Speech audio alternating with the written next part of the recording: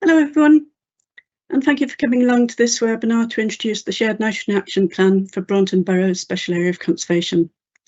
My name is Siobhan Murphy and I'm the Monitoring Officer for Dynamic Dunescapes.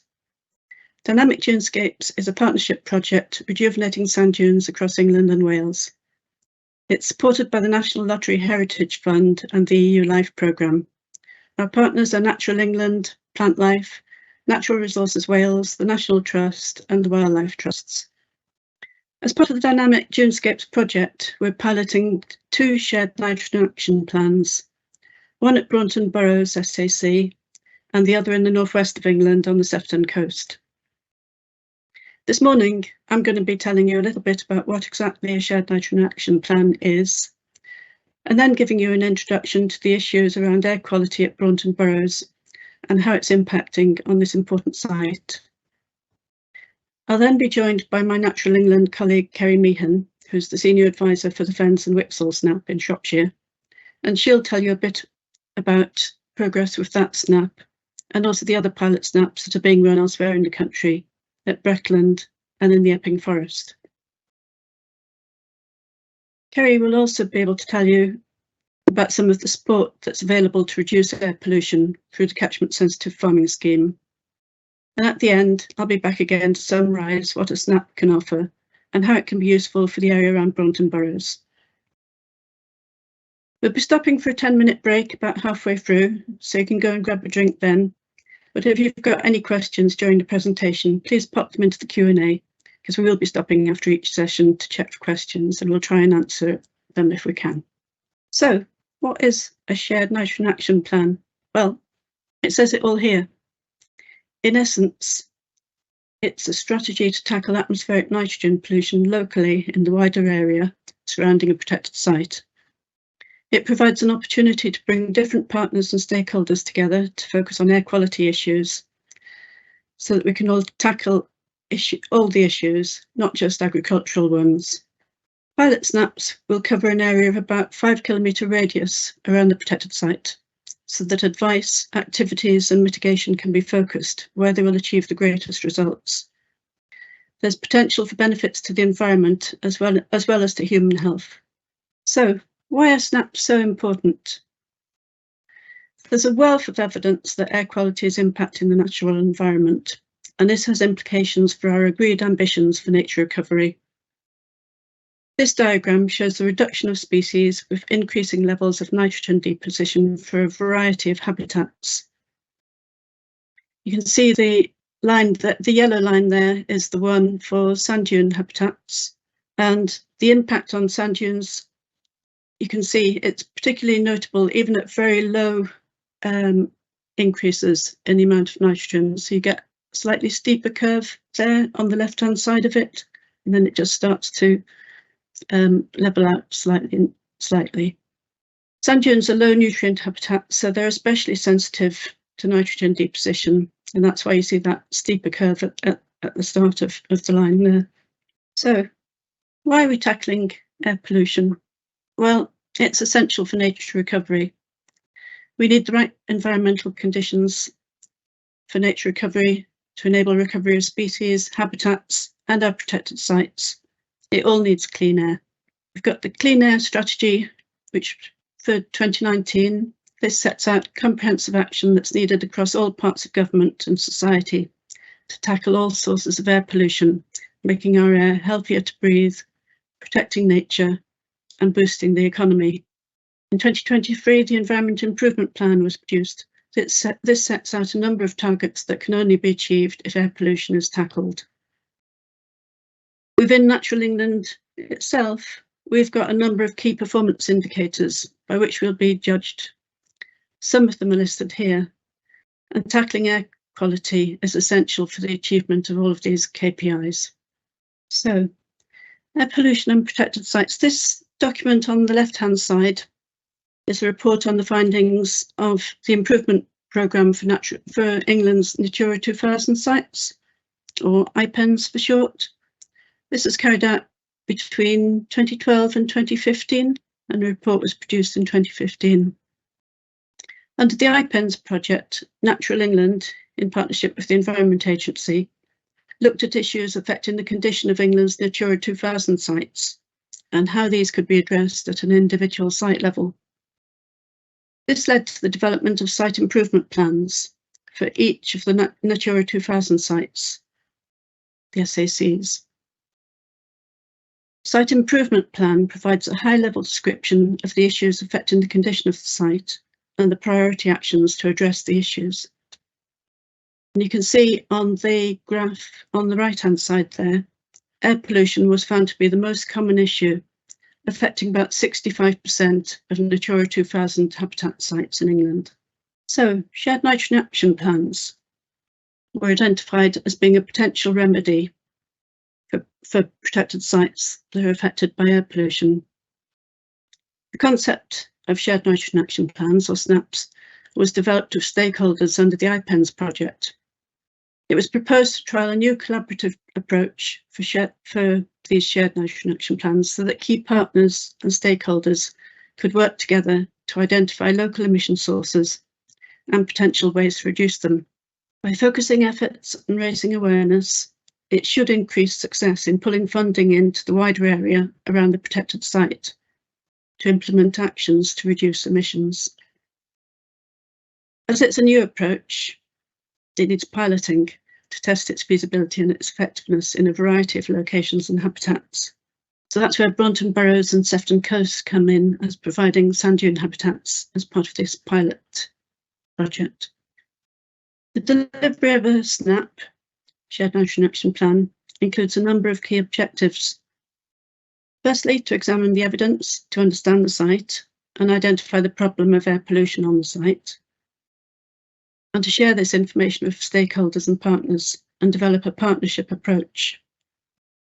We need to identify local emission sources, identify actions required to reduce nitrogen deposition on the site, implement these actions.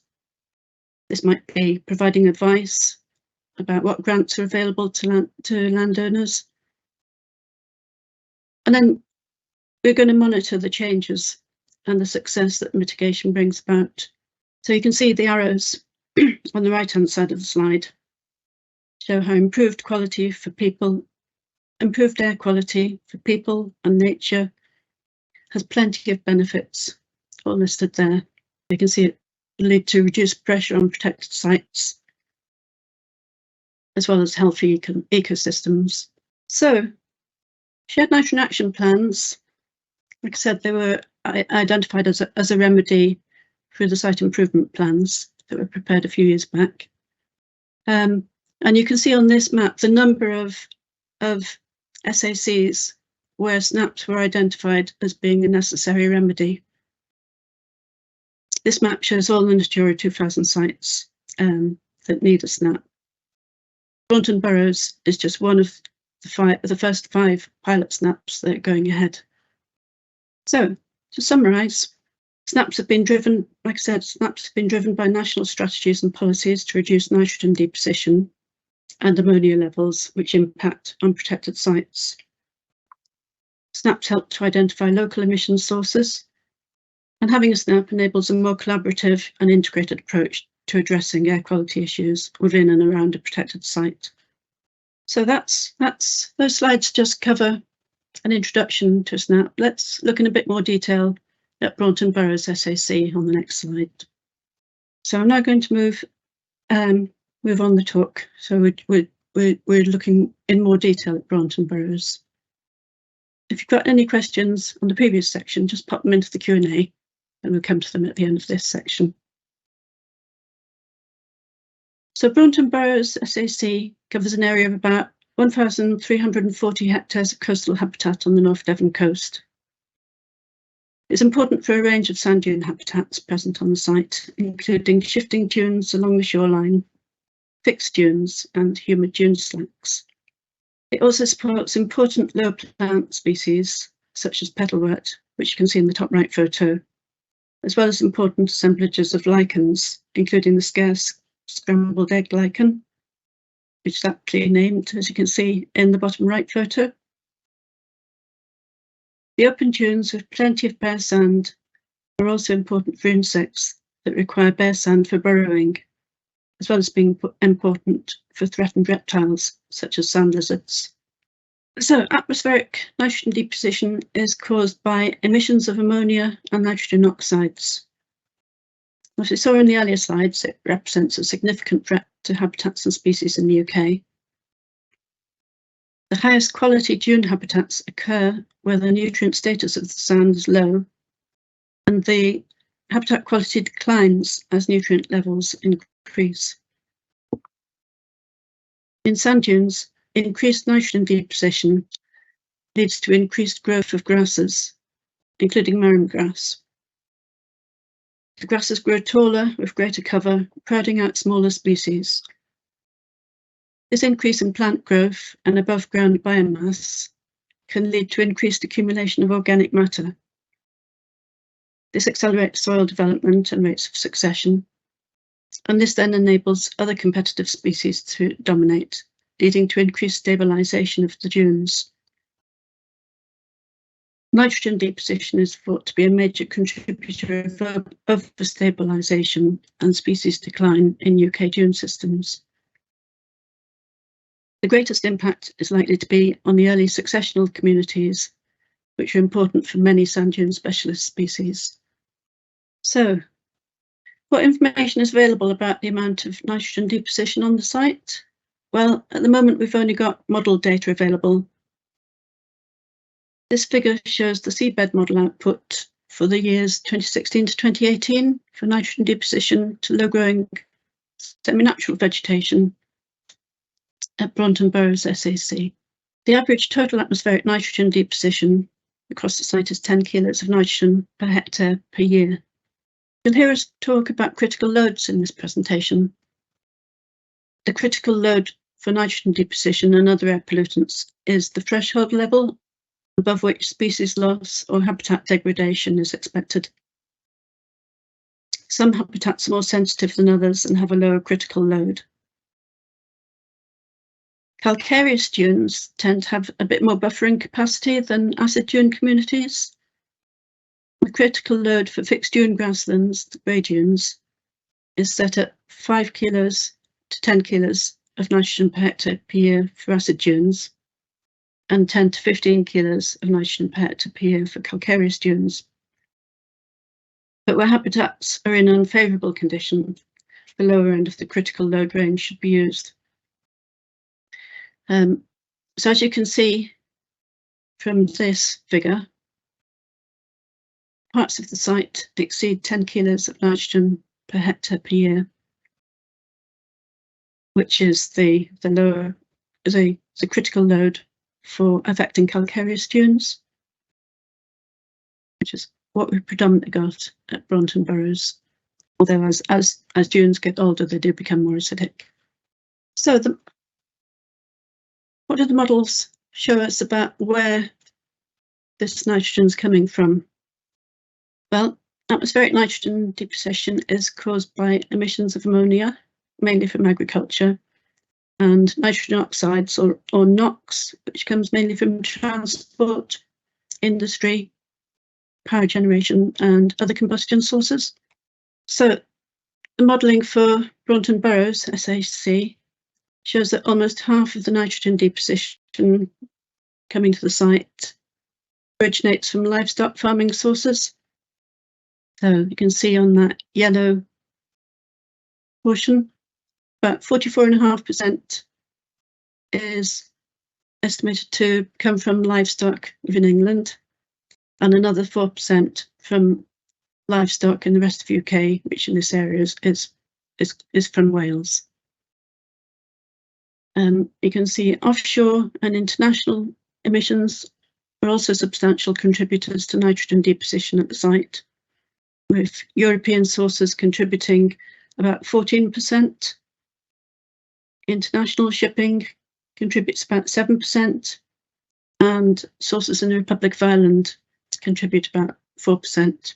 There's what we call abatable non-agricultural sources, shown in red. So the abatable sources are things that it's possible to take action to reduce. And these are remaining point sources, transport, solvents, industry, power generation, they only contribute about 3% of the total nitrogen deposition at Braunton Burrows. And then there's also non-abatable, non-agricultural sources that are shown in green. These are things that we can't take actions about. So that would be contributions of nitrogen that are coming from wild birds and other wild animals, pets, non-agricultural horses, and all human-related emissions. These can contribute together about 7.3%. Nitrogen deposition from other sources, including waste emissions and point source emissions, such as major power stations, only contribute about 4% to the total nitrogen deposition arriving at the site. The 2018 source attribution data set, which is what we're looking at there, estimates that about 4% of the total nitrogen deposition at Braunton Burrows is coming from transport within England. So that's a really quite a minor source. So this slide shows the gridded estimates of ammonia emissions near Braunton Burrows for the year 2017, and it's showing it at a resolution of 1 kilometre by 1 kilometre grid. The emissions exceed 10 kilos of ammonia per hectare per year in less than 1 kilometre, in areas less than a kilometre from the site boundary. And these are the darker orange squares you can see on the map. The agricultural ammonia emissions produced within 2 kilometres of the site can largely be attributed to activities associated with rearing beef cattle and the application of mineral fertiliser. So this diagram shows wind patterns in a rosette form. It's taken from data from the Met station at Chivenor, which is the nearest Met station to Braunton Burrows. But the site Braunton Burrows falls within the envelope of that Met station. So the prevailing wind patterns recorded at Chivenor Met station are predominantly easterly, with 27% of westerly winds. So Chivenor is probably a bit more sheltered than Braunton Burrows. So Braunton Burrows probably receives stronger westerly winds when the wind is blowing from the west. But this diagram does show that there are quite regular winds coming from the east, which will blow onto the site. And as there are hotspot areas of agricultural emissions to the east of the SAC, when the winds are coming from the east, these emissions will be carried onto the site on those winds. So this map showing us the modelled ammonia concentrations. So the average ammonia concentrations on Braunton Burrows is estimated at being about 0.8 micrograms of ammonia per cubic metre, with a maximum of 1.1 microgram of ammonia per cubic metre up in the northeast corner, up on the top right of the diagram there. For lichens and bryophytes, the critical level is set at 1 microgram of ammonia per cubic metre. So the critical level for ammonia is the concentration of ammonia in the atmosphere, above which direct adverse effects on receptors such as plants and ecosystems may occur, according to our present knowledge. So you can see that 5% of the SAC is estimated to be in exceedance of this critical level. Right, so what other sources are there? We've got road traffic emissions. Well, there are no primary or A roads in close proximity to Braunton Burrows. The nearest road is the B3231, which runs close to the northern boundary of the site. It's deemed to be a relatively minor road, despite what we might think for those of us that are up there locally. So it's thought to be unlikely to contribute a substantial amount to the model nitrogen deposition. But there are 3 car parks close to the boundary of the SAC, one in the north, one in the south, and one to the east of the site. So emission hotspots may exist close to the site boundary, and this may be worth considering if traffic is congested in the area. There may also be some other small local through traffic on the site, but it's not, we wouldn't expect that would contribute too much by way of nitrogen deposition. Right, so we've shown you what the models estimate about nitrogen deposition, but what's actually happening on the site? Well, up until this year, we had no idea. So we've set up an air quality monitoring program. And you can, these are shown as the blue dots on an air photograph. There are now 9 air quality monitoring plots across the SAC, and these are using very sensitive passive diffuser samplers to measure gaseous atmospheric ammonia.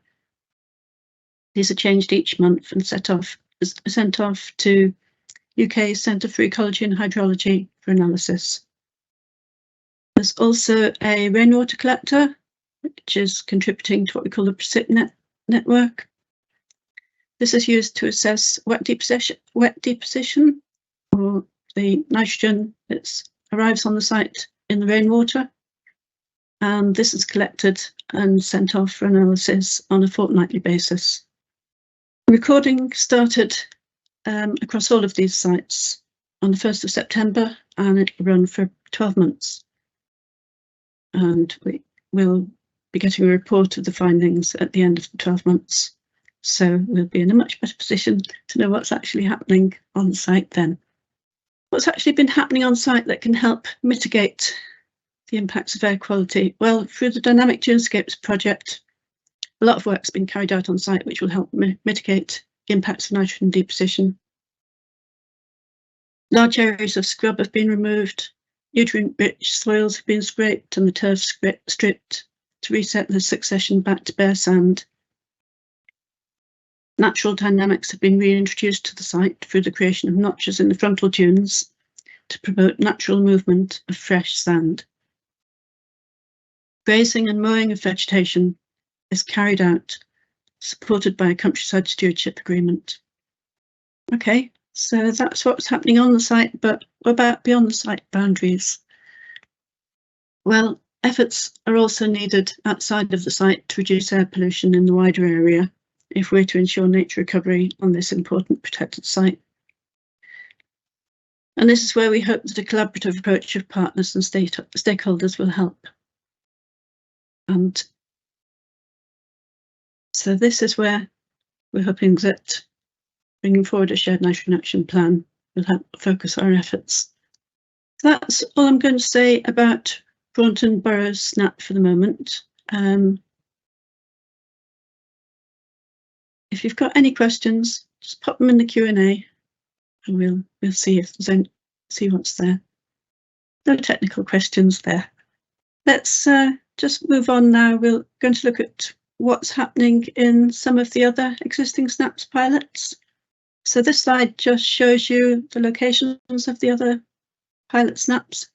Harry's going to be talking about them in a bit more detail, but I'll just cover the other Dynamic Dunescapes one, which is up on the Sefton coast. So Sefton Coast Special Area of Conservation covers an area of about 4,588 hectares of coastal habitat on the Merseyside coast. It stretches from Liverpool in the south to Southport in the north. It's important for the range of sand dune habitats present on the site, including shifting dunes along the shoreline, fixed dunes and humid dune slacks. And it supports many scarce species, including petalwort, like we've got in Braunton Burrows, and sand lizards there. In contrast to Braunton Burrows, though, whereas Braunton Burrows is a very rural location, the Sefton Coast SAC is bounded by urban conurbation, with busy transport links and major shipping routes going in and out of Liverpool. So quite different pressures. So where are we up to with the SNAP at Sefton Coast? Well, it's pretty much at a similar level to where we're at with Braunton Burrows. We've done the modelling. It's showing about 21% of the nitrogen deposition received at Sefton Coast originates from livestock sources in England, with another nearly 10% originating from livestock sources in Wales, and about 4% originates from other types of agriculture in England. Transport contributes a larger amount up there. It's contributing about 9% of the nitrogen arriving at Sefton Coast SAC. The estimated average of total nitrogen deposition to low-growing semi-natural vegetation at Sefton Coast is 16 kilos of nitrogen per hectare per year. So again, that's higher than what we're receiving at Braunton Burrows. And that's in exceedance of the critical loads for fixed coastal dunes with herbaceous vegetation that the site is designated for. To validate the model data and establish the current baseline, a contract has been awarded to UKCEH again to monitor atmospheric ammonia across the site for 12 months. And this monitoring started running on the 1st of August. So that's where we're up to with Sefton Coast. We'll be holding a workshop up there very shortly as well for partners and key stakeholders. We have got some more questions come in for Braunton Burrows. Before I move on, I'll just take a look at those. One question is about road traffic emissions. There was no mention of the MOD using the boroughs for the last 50 years with high traffic volumes. Has this been considered? At the moment, so something like that probably wouldn't come into the modelling data. So that's something we're going to have to look at on a more site-specific basis. But yeah, we'll just have to see. I suppose the difference is that we're not getting big congregations of vehicles like you would at a busy traffic junction. But yeah, at the moment, I suppose that's a bit of such an unusual situation. It doesn't get captured by the modelling. Another question come in. The grazing regime at Braunton Burrows has changed over recent years. Has there been a reduction in livestock numbers and time on the dunes? I'm not sure that I can answer that at the moment. I think we'd have to go to our agri-environment colleague to get details about what the stocking rates are and the calendar for, I'm sure that's information that the estate will be able to provide. And we've got another question there. Given all the clearance work and notches at Braunton Burrows with dunescapes, is there ongoing funded site management to keep them clear to support this SNAP? That's something that we're going to have to look at as part of the legacy of the project as well. Okay, if there's any questions there that we can come back to later, we will. Okay, at this point, I'm going to move over to Kerry Meehan to talk about SNAPs elsewhere in the country.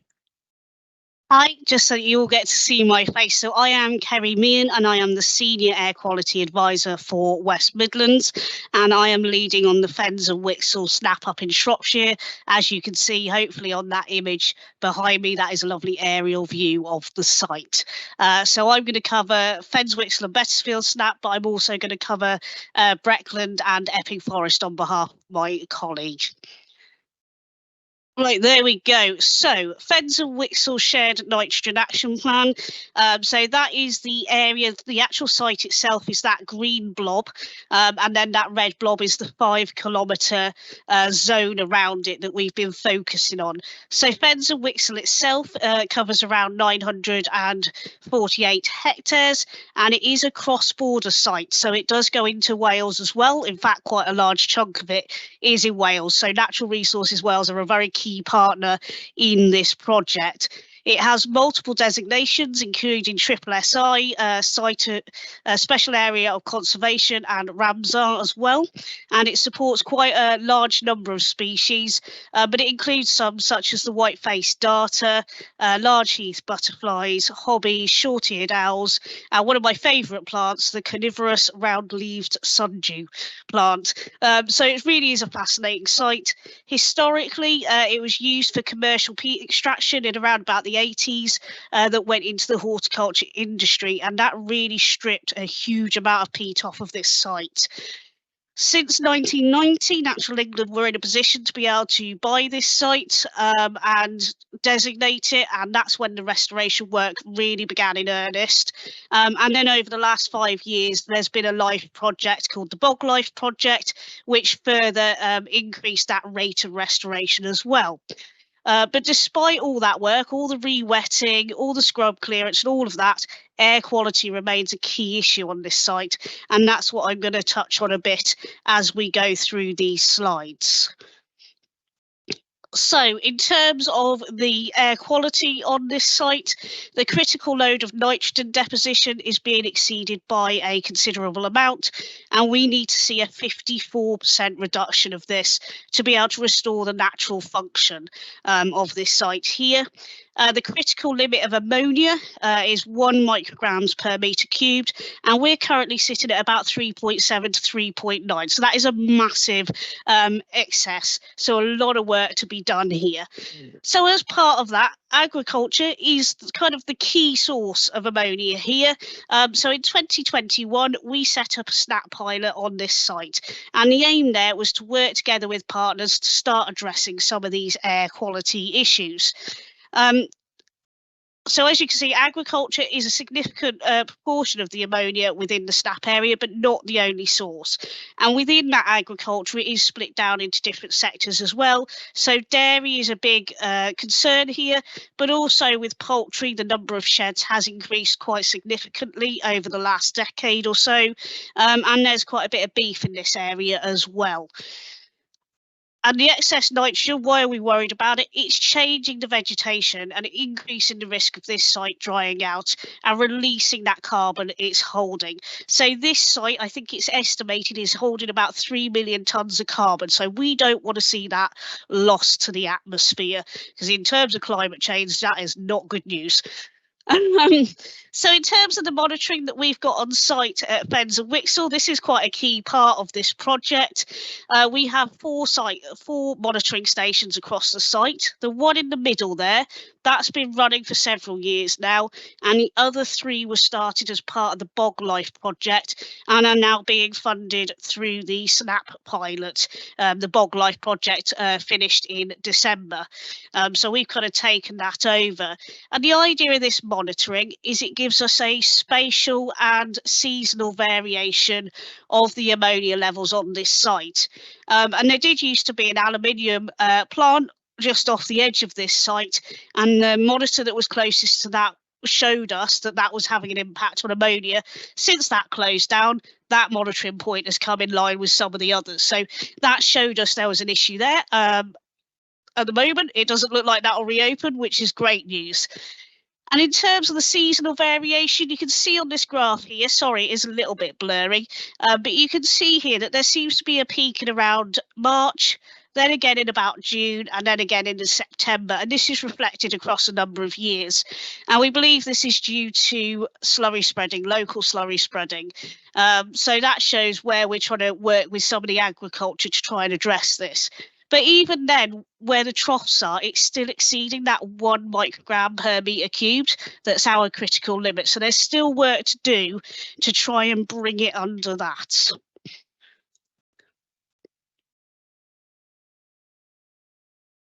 Oops, I've gone too far. So what have we been doing on the site since we started this SNAP pilot?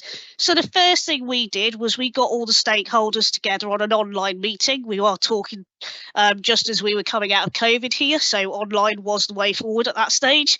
So we had a wide range of partners attend that meeting, from the National Farmers Union to local councils to local farmers, planning authorities, local interest groups like the Lichen Group, and Natural England, the Environment Agency, and Natural Resources Wales. So it's a really good group, and we've been meeting regularly since that point.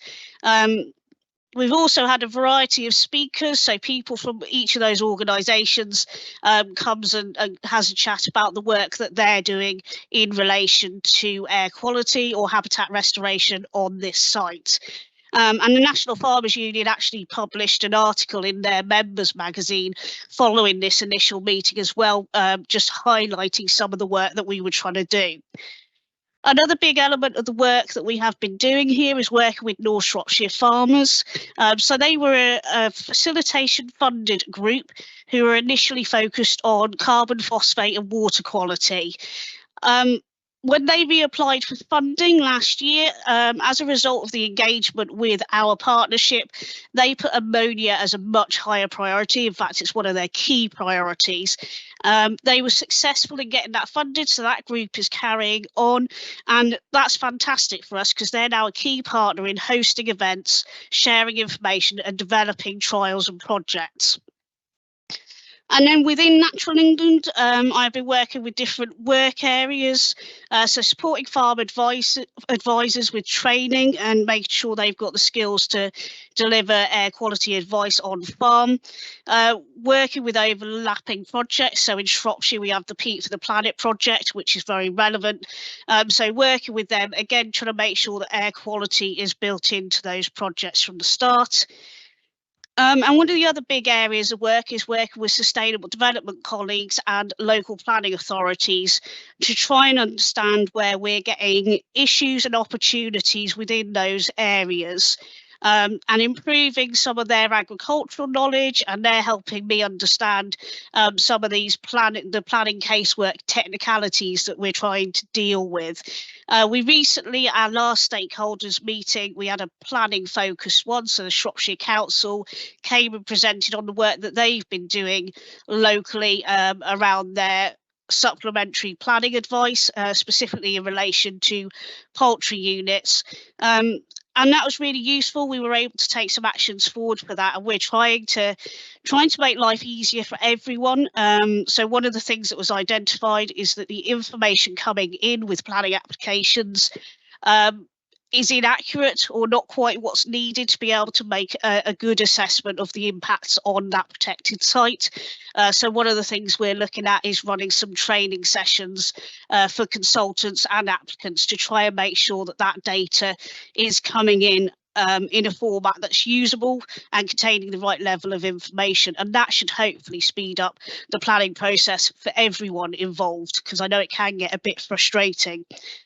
The other main element of work is working with our farm advisors, so in particular catchment sensitive farming, and they were able to support this pilot by targeting dairy farms within that 5 kilometre zone with air quality advice. So they were doing this through events. As you can see in the top right corner there's one of our dairy events where we were providing advice on the whole slurry journey, from what we're feeding cattle to how we're managing the buildings and yards to storage to low emission spreading. So the whole aspect of that. And we're also promoting the Clean Air Strategy and Code of Good Agricultural Practice, which I'll cover later on, as they're quite useful documents in this. But also working with the local farm advisors and local farmers, we're getting insights into what's stopping farmers from implementing some of these mitigation measures. So we're working with different groups to try and overcome some of those. So it could be different things, such as the actual practical implementation, the cost, or things like trying to get planning permission. So we're looking at those and trying to resolve those so that we can actually get a difference on the ground. And we've held quite a lot of on-farm events with partner organisations as well. So people such as North Shropshire Farmers, the National Farmers Union, AHDB and LEAF as well. So there's a lot of different measures out there that we can access. So in terms of what's happening next, we're continuing to work with the stakeholders group. We have theme meetings. The next one is in January, and that's going to be around habitat restoration. So that'll be a really good meeting. And then later in the summer, we are trying to organise a conference so we can actually get everybody together in the same room, because it's been very much online at the moment. The other area of work that we are working on is research projects. So one of the exciting ones I'm trying to do at the moment is we have attached an ammonia sensor to a drone, and we're trying to get 3D heat maps of where ammonia is on a farm. So this has had a few teething troubles. We're still trying to iron some of those out. But the idea with this is to provide a visual to farmers as to what's actually happening. With water, you can kind of see where it's going. You can see if it's clean or dirty to some extent. Obviously, nutrients aren't always that obvious, but sediment is. But with air, it's much harder to see what's actually going on. So these pictures here show the drone and in flight over a dairy unit and a poultry shed as well. So that project is ongoing. The other one we're just kicking off at the moment is a biochar project. So this is looking at adding biochar, which is similar to charcoal, to poultry bedding. And the idea is this is meant to lock in some of the nutrients so that it's not reacting and producing ammonia. So we're going to test if this theory is right by monitoring in, well, the poultry shed. You can see there, actually, he's volunteered to take part in this project, which is fantastic. And then we're going to carry on doing some of the webinars, farm events, and this workshop later in the year, because it's just really useful to get that peer-to-peer knowledge sharing, to get together in a room and try and iron out some of the issues here. And to continue the work that we've been doing, so with knowledge sharing between the different SNAP pilots, between the different work areas, both within Natural England and outside as well. Like I say, Natural Resources Wales is a key partner, but so are the Environment Agency and so are the farming groups and the Wildlife Trust things. So we're talking together and working together. That makes a really big difference on this site.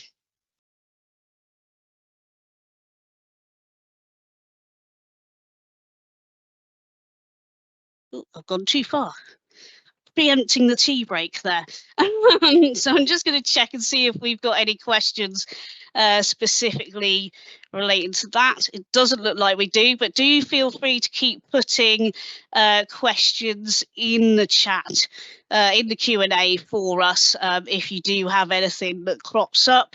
And I think now that we are going to pause for a refreshment break. So welcome back for your break. Hopefully you're all suitably refreshed.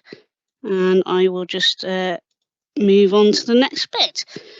So I'm going to cover two of the sites that are covered by my colleague, Rebecca Mundy, who couldn't be here with us today, but she's been leading on the two pilot sides over in Norfolk and Suffolk. So Breckland is a special area of conservation and also a special protection area as well, and covers quite a significant area of around 39,000 hectares. So it is quite a large site, this one. So the Breckland of Norfolk and Suffolk lies in the heart of East Anglia, and it's largely on sort of sandy soils of glacial origin, and is a mixture of habitats including dry heath and grassland communities. And it supports species such as the stone curlew, nightjar and woodlark as well. So it's, as you can sort of hopefully kind of tell from that map, it's a little bit busy, but again, you can see within there's different colours, and that's just representing the different protected areas within that entire area. And it's just above Bury St Edmunds, for those of you who might know that area. So that's the actual site itself. So here we are looking at the ammonia levels and the maximum nitrogen load. So this information is available from the Air Pollution Information System. I always get that acronym slightly wrong, APIS. So this is publicly available, so you can go and have a look at sites near you, and it gives you an idea of that source apportionment as well, so where some of those sources are coming from. As you can see from the figures on the slide, we are exceeding the maximum nitrogen load and the ammonia critical level on this site as well, hence the need for a snap here. So what has been going on with the Breckland snap so far? So earlier this year, Bex held a clean air event down in near the site. As you can see from that picture in the top right, this was some of these partner organisations coming together, having some really good discussions about some of the issues that we're having on the site and surrounding areas and how we can tackle some of those. So that included partners like National Farmers Union, local farmers, local authorities, and it included topics such as health and active travel, as well as agriculture and other issues as well. So since that event, a partnership has been set up and they have been meeting regularly, and they're working together now to try and set some collaborative goals and actions to try and move things forward on this site. One of the other things that Bex has been doing over this area is working again with other Natural England teams, so in particular catchment sensitive farming, sustainable development, and also the protected site strategies as well. It's really important that we're all trying to work together on some of these issues to make sure that we're delivering for nature recovery. So with catchment sensitive farming, she's been working with the advisors there to make sure that they've got the skills they need to deliver that advice out on site. But she's also been going along to county shows and things like that to raise awareness of what the project is trying to do. And alongside that, she's been working nationally on some of the new national tools that have been developed to try and help support planning. So there's the UK areas. Breckland is being used as a case study for the Air Pollution Assessment Service. And she's also been working on the national lichen guidance as well, because lichen could be used as a good indicator to assess whether a site is being damaged by air quality or not. So trying to make sure that guidance is up to date and something that could be used as part of these projects. She's also been working with the Breckland Farmers Wildlife Network to look at a more of a landscape scale and make sure that air quality is factored into that as well. And then in the research side, so similar to me, she's been looking at what's needed in her local area. And one of the big pressures they've got there is around outdoor pig units. So she's got a project that is looking at the effectiveness of mitigation measures on some of those pig units. So that's a monitoring programme to try and assess what's effective and what's not really. She started off a manure heaps project as well, so looking at how manure is managed in field heaps and whether things like additives can help with ammonia as well as carbon and things like that. So it's really important that we get a good understanding of how these things work. And again, air quality monitoring is a core to all of these SNAP pilots. So she has been working to expand the air quality monitoring across this SNAP site as well. So the next steps there is to continue building on that partnership working and develop those goals and actions further. And working across the whole landscape, working with local nature recovery and the different networks there, and continue with the agriculture focus, so providing that advice to, in particular, their pigs and poultry is one of the big pressures. So the other site that Bex has been leading on is the Epping Forest, which is just above London, for those of you who don't know the geography that well. So Epping Forest is an extensive site of a variety of habitats from woodland to heathland. It has some rare species. One of my favourites that I came across was the knothole yoke moss, which is found on beach stumps. So there you go. That's maybe a new species for some of you today. So in this site, it's slightly different to a lot of our other pilots in that it has a big urban pressure. So on that southern bit, you might be able to see there's a big urban pressure around it because we are talking about the outskirts of London here. So there's road infrastructure, there's rail infrastructure, there's houses. So it changes slightly some of the approaches that we might take. So again, here we have taken that approach of having a 5 kilometre buffer zone to work within. So in terms of the air quality data and the modelling that we've got, so again, similar story to our other snaps is that they are exceeding their maximum nitrogen load and their ammonia critical levels as well. But most notably for this site is it's also exceeding its NOx levels. So that's the nitrogen oxides. So this is where we're seeing that urban influence really. This is more often associated with traffic and vehicles and industry. So again, this information is available on this APIS site, but it is showing that we've got an extra element to try and tackle on Epping Forest.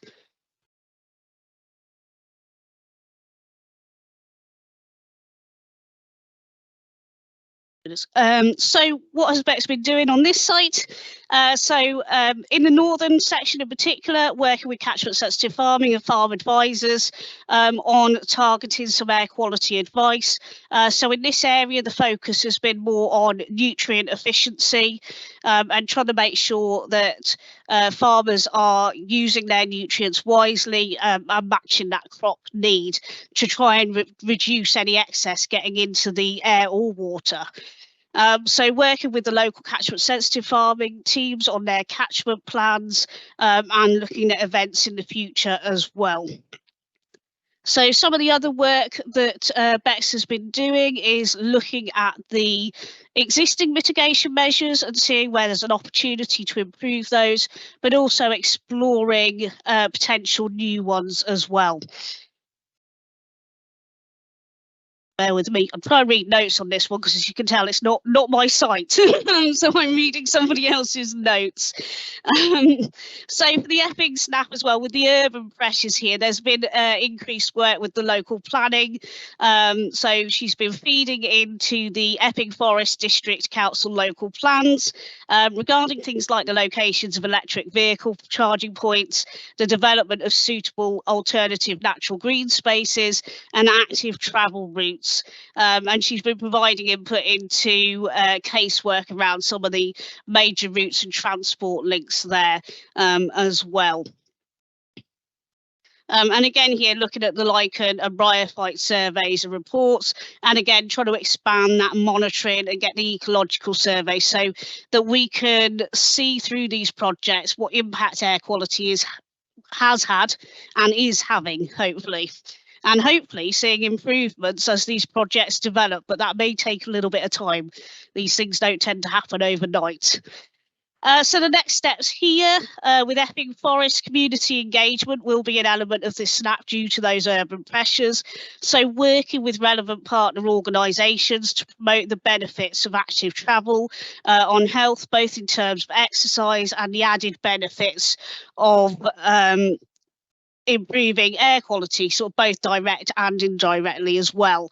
And part of this engagement will be to raise awareness of air quality issues with different communities and people of all ages. And there is scope here to look at different mitigation measures in terms of managing traffic, reducing traffic, particularly on those larger roads, and working with those different communities. And then continuing to work with catchment sensitive farming, where agriculture is the pressure to try and provide that practical farm advice to make a difference to both environment and human health. So that was a really quick run through of those other two SNAP areas and just highlight some of the great work that's already been doing through some of these pilots and the opportunities going forward. Each SNAP is going to be different and that's why this collaborative working is so essential. You try to identify which each specific site needs. So what I'm going to do now, in a previous guise, I worked in catchment sensitive farming. So I'm going to run through how catchment sensitive farming and shared nitrogen action plans can work together to help provide some of this agricultural advice going forward. So let's move on to the next slide.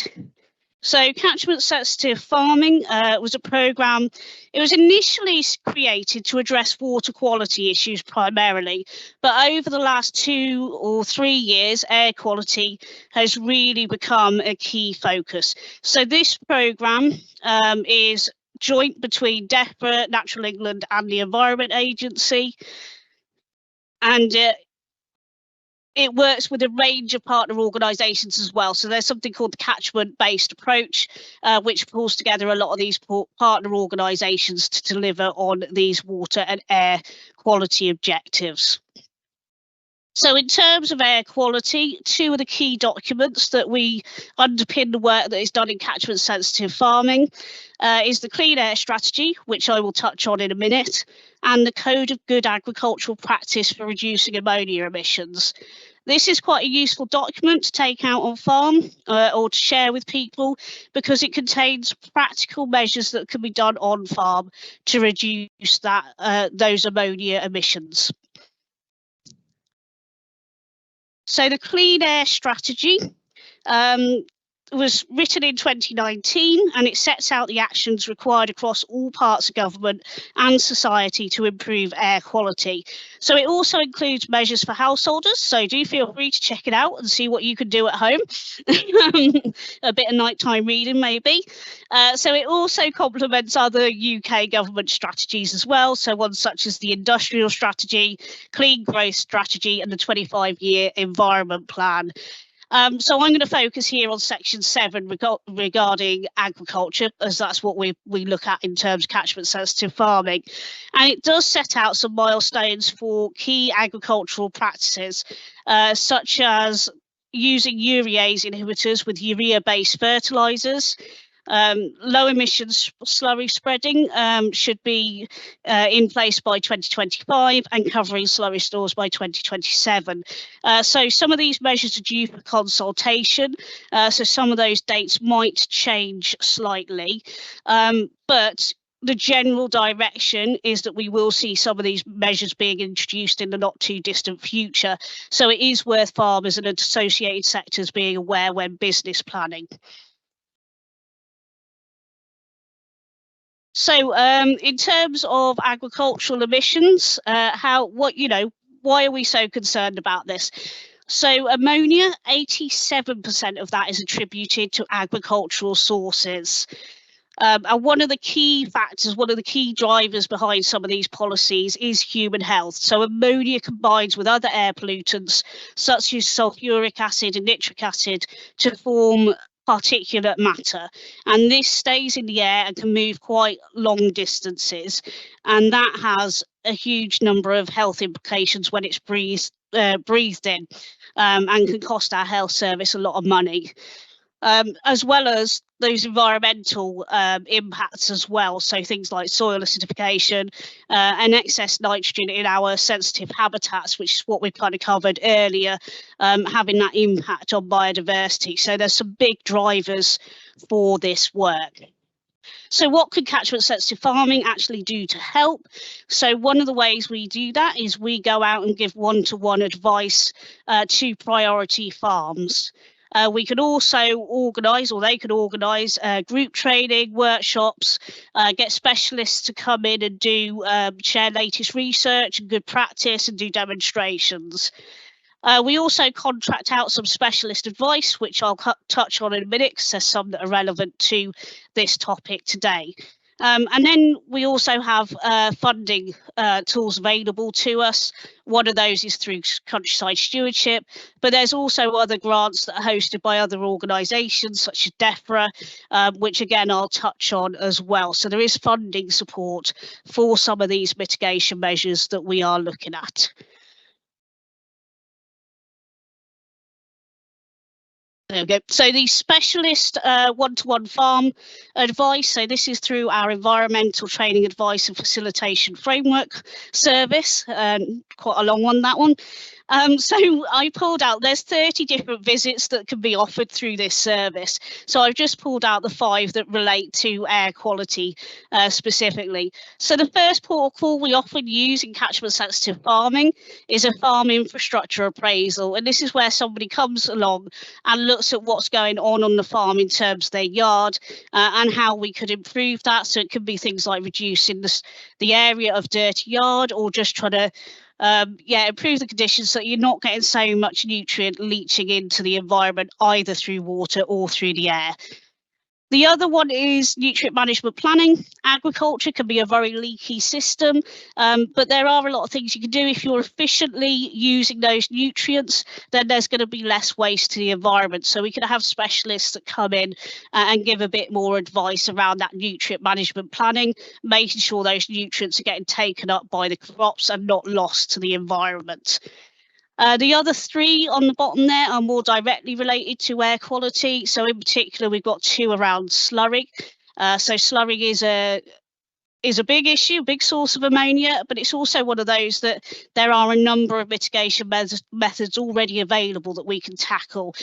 So these reports give advice around that, so things like storage, and also throughout the whole process of what gets fed into a cow, how to manage the buildings and yards, where it's excreted, how to store it, how to spread it, and things like that, just to reduce those wastages in the whole process. And then we have one that is conserving nitrogen through reducing ammonia emissions. So that's looking at any farm type and giving them tailored advice for how they can reduce emissions on their farm.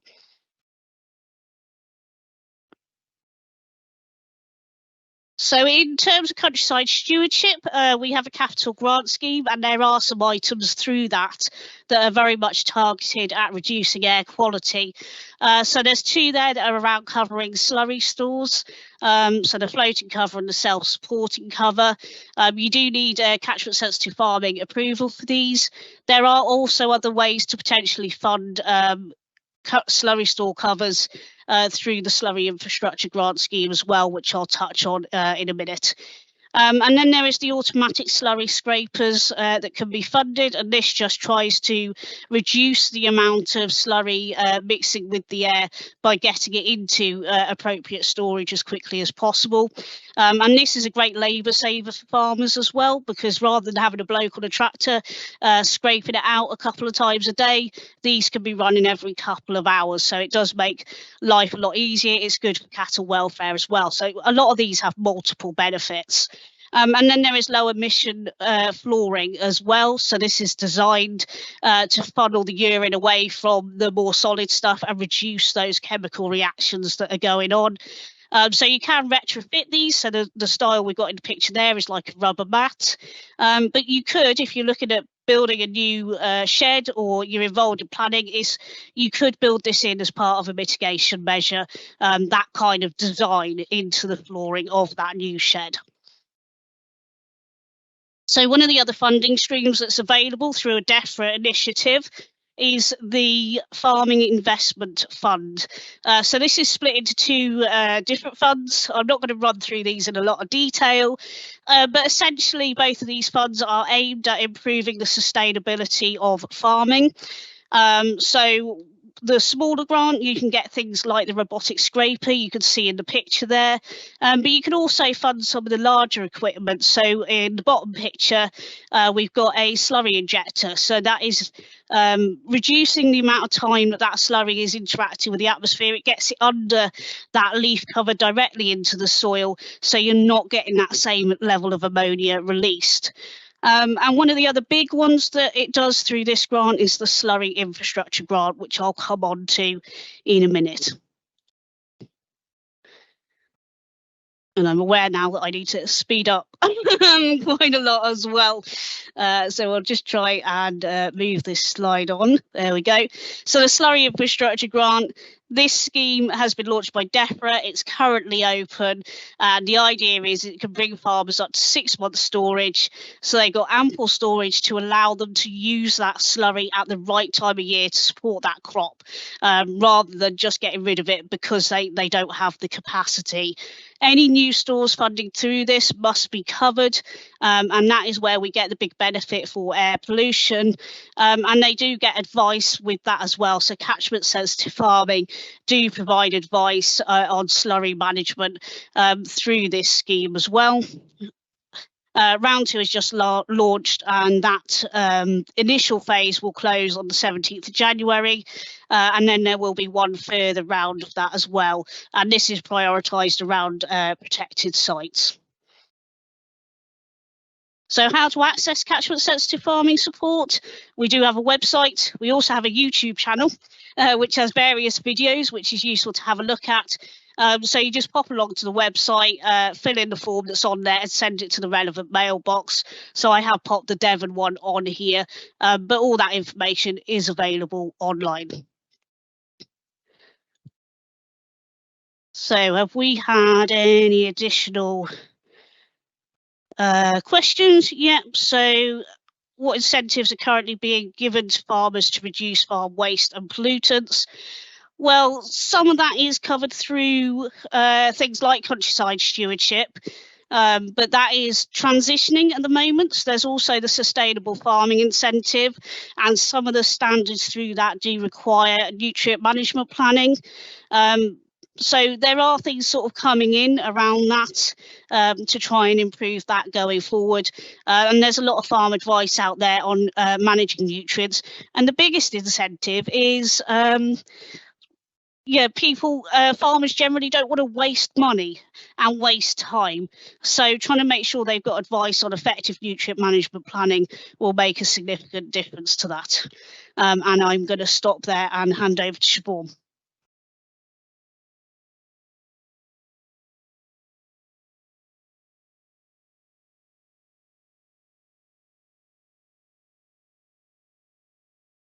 Okay, so you've heard what SNAPs can offer. SNAPs are doing, Shared Nitrogen Action Plans are doing some great things across the country. And this is our opportunity to help nature recovery on Braunton Burrows and the surrounding area, and help contribute to reducing health issues and improving nature impacts nationally. If there are any more questions, just pop them in the Q&A. If you would like to be involved in a Shared Nitrogen Action Plan, and I hope you will, please drop me an email, and my email is there on that at the bottom of that screen. I'll be in contact to set up an initial partnership meeting in the new year to look to take things forward and see what we can do as part of a Shared Nitrogen Action Plan in the area around Braunton Burrows. So thank you. Let's just see if there's any more questions. Right, I can see there's been a few questions coming in about the modelling for the wind at Chivenor. So that windrows diagram that we put up is taken from the published data for Chivenor for the period 1st of January 2021 to 31st of December 2021. It showed, I think it's showing that the number of days with easterly winds was just slightly higher than the number of days with westerly winds. Although when the westerly winds did blow, they were at greater wind speeds than what were recorded on the easterly winds. And it also does show that, you know, winds were coming, there were days when winds were coming from any direction.